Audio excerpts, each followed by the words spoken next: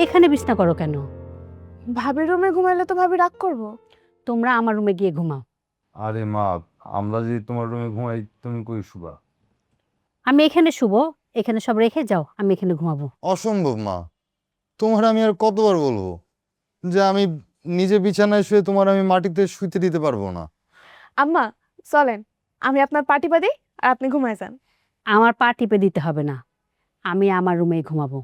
বড় বউ তো আজকে বাড়িতে নেই, তোমরা ওদের ঘরেই যেয়ে ঘুমাও। আচ্ছা, সেটা নয়তো ঘুমাইলাম, কিন্তু মা তুমি আমার একটা কথা কও তো, মানে আলমারিতে ভাবির গয়না কত ভরি আছে? কেন, তোর বউয়ের কি আবার গয়নার শখ হয়েছে নাকি?